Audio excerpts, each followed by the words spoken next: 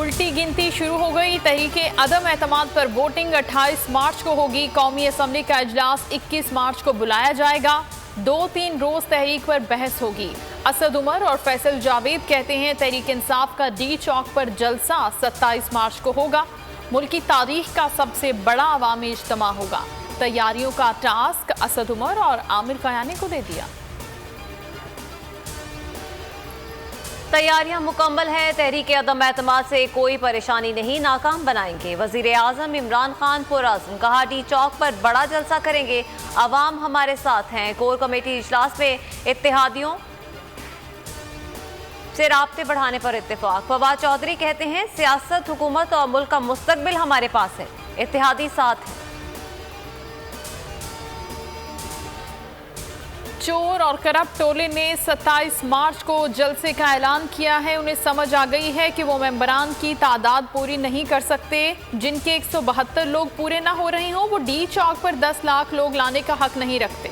मरियम औरंगजेब का हुकूमत पर जवाबी वार, कहा मुल्क के सिलेक्टेड वजीर आजम ने अवाम में खड़े होकर गरीबों का तमस्कुर उड़ाया। आप मुल्क में रोजगार और मैशत का कबाड़ा करने आए थे, वो कर दिया। वज़ीर आज़म का चौधरी बरादरान से मुलाकात का फैसला, 48 घंटों में मुलाकात कर सकते हैं। इमरान खान चौधरी शुजात की रिहाइशगाह जाएंगे, हिमायत की दरख्वास्त करेंगे। पार्टी रहनुमाओं को इत्तेहादियों से मुतालिक बयानबाजी से रोक दिया। कहा इत्तेहादियों से मामला तय हो रहे हैं, इत्तेहादी कहीं नहीं जा रहे, ना ही हुकूमत। लीगी क़यादत से मुआफ़ी नहीं मांगी। मुनहरिफ अशरफ अंसारी और गयासुद्दीन ने मुआफ़ी की खबरों को बेबुनियाद करार दे दिया। वीडियो बयान में कहा कौमी सलामती के इदारों को मुतनाज़ बनाने की कोशिश करने वाले मुआफ़ी मांगें। दो टोक और उसूली मौक़िफ़ पर कायम हैं।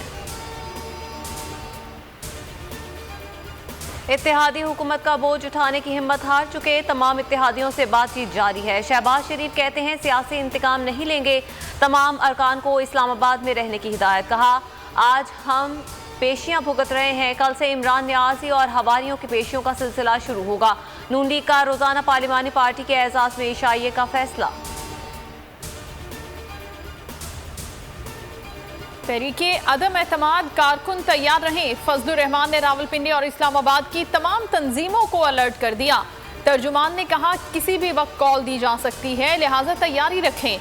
नून लीग ने भी अलर्ट जारी कर दिया। राना सनाउल्लाह ने कहा ओहदेदार डी चौक पहुंचने के लिए तैयार रहें। मोहसिन बेग की दहशतगर्दी के केस में भी जमानत मंजूर, 5 लाख के मुचलके जमा करवाने का हुक्म। एटीसी के जज मोहम्मद अली बड़ाइच ने महफूज फैसला सुनाया।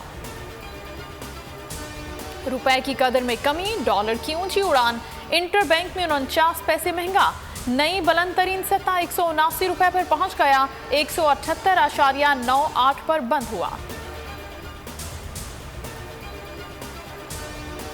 पाकिस्तान और ऑस्ट्रेलिया के दरमियान दूसरे टेस्ट मैच का तीसरा रोज बाबर 11 अपनी पहली इनिंग्स में फॉलो ऑन का शिकार, 148 रन बनाकर आउट। शाहीनों पर शिकस्त के बादल मंडलाने लगे।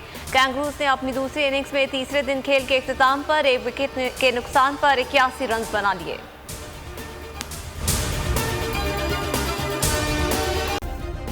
सब्सक्राइब करें और बेल दबाएं ताकि कोई खबर रह न जाए।